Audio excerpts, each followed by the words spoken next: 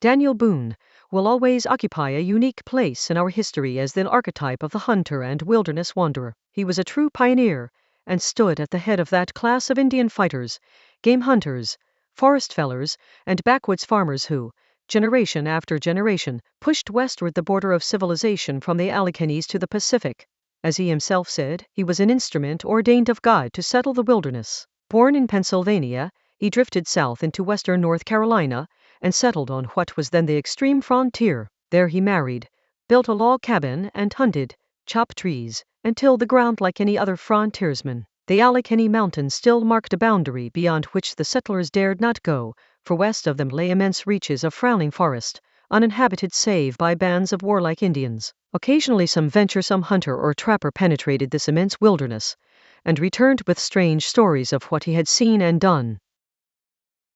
In 1769 Boone, excited by these vague and wondrous tales, determined himself to cross the mountains and find out what manner of land it was that lay beyond. With a few chosen companions he set out, making his own trail through the gloomy forest. After weeks of wandering, he at last emerged into the beautiful and fertile country of Kentucky, for which, in after years, the red men and the white strove with such obstinate fury that it grew to be called the Dark and Bloody Ground. But when Boone first saw it, it was a fair and smiling land of groves and glades and running waters, where the open forest grew tall and beautiful, and where innumerable herds of game grazed, roaming ceaselessly to and fro along the trails they had trodden during countless generations. Kentucky was not owned by any Indian tribe, and was visited only by wandering war parties and hunting parties who came from among the savage nations living north of the Ohio or south of the Tennessee. A roving war party stumbled upon one of Boone's companions and killed him, and the others then left Boone and journeyed home, but his brother came out to join him, and the two spent the winter together. Self-reliant, fearless, and the frowning defiles of Cumberland Gap, they were attacked by Indians, and driven back, 2 of Boone's own sons being slain. In 1775, however, he made another attempt, and this attempt was successful. The Indians attacked the newcomers, but by this time the parties of would-be settlers were sufficiently numerous to hold their own. They beat back the Indians and built rough little hamlets, surrounded by log stockades, at Boonesboro and Harrodsburg, and the permanent settlement of Kentucky had begun. The next few years were passed by Boone amid unending Indian conflicts. He was a leader among the settlers, both in peace and in war. At one time he represented them in the House of Burgesses of Virginia. At another time he was a member of the first little Kentucky Parliament itself, and he became a colonel of the frontier militia. He tilled the land, and he chopped the trees himself.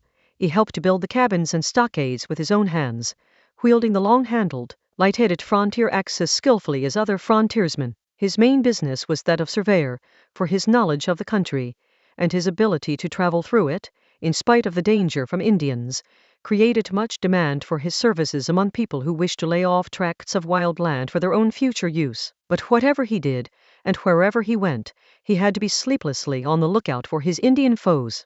When he and his fellows tilled the stump-dotted fields of corn, one or more of the party were always on guard, with weapon at the ready, for fear of lurking savages. When he went to the House of Burgesses he carried his long rifle, and traversed roads not a mile of which was free from the danger of Indian attack. The settlements in the early years depended exclusively upon game for their meat, and Boone was the mightiest of all the hunters, so that upon him devolved the task of keeping his people supplied. He killed many buffaloes and pickled the buffalo beef for use in winter. He killed great numbers of black bear and made bacon of them, precisely as if they had been hogs. The common game were deer and elk. At that time none of the hunters of Kentucky would waste a shot on anything so small as a prairie chicken or wild duck, but they sometimes killed geese and swans when they came south in winter and lit on the rivers.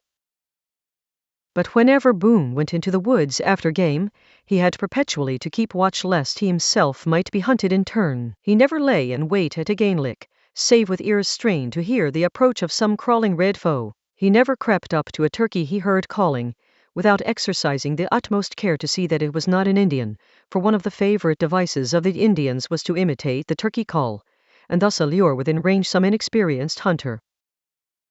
Besides this warfare, which went on in the midst of his usual vocations, Boone frequently took the field on set expeditions against the savages. Once when he and a party of other men were making salt at a lick, they were surprised and carried off by the Indians. The old hunter was a prisoner with them for some months, but finally made his escape and came home through the trackless woods as straight as the wild pigeon flies. He was ever on the watch to ward off the Indian inroads and to follow the war parties and try to rescue the prisoners. Once his own daughter and 2 other girls who were with her were carried off by a band of Indians. Boone raised some friends and followed the trail steadily for 2 days and a night. Then they came to where the Indians had killed a buffalo calf and were camped around it. Firing from a little distance, the whites shot 2 of the Indians and, rushing in, rescued the girls. On another occasion, when Boone had gone to visit a salt lick with his brother, the Indians ambushed them and shot the latter. Boone himself escaped, but the Indians followed him for 3 miles by the aid of a tracking dog until Boone turned, shot the dog, and then eluded his pursuers. In company with Simon Kenton and many other noted hunters and wilderness warriors, he once and again took part in expeditions into the Indian country, where they killed the braves and drove off the horses. Twice bands of Indians, accompanied by French, Tory, and British partisans from Detroit, bearing the flag of Great Britain, attacked Boonesborough. In each case Boone and his fellow settlers beat them off with loss. At the fatal Battle of the Blue Licks, in which 200 of the best riflemen of Kentucky were beaten with terrible slaughter by a great force of Indians from the lakes, Boone commanded the left wing. Leading his men, rifle in hand, he pushed back and overthrew the force against him, but meanwhile the Indians destroyed the right wing and center and got round in his rear, so that there was nothing left for Boone's men except to flee with all possible speed. As Kentucky became settled, Boone grew restless and ill at ease. He loved the wilderness.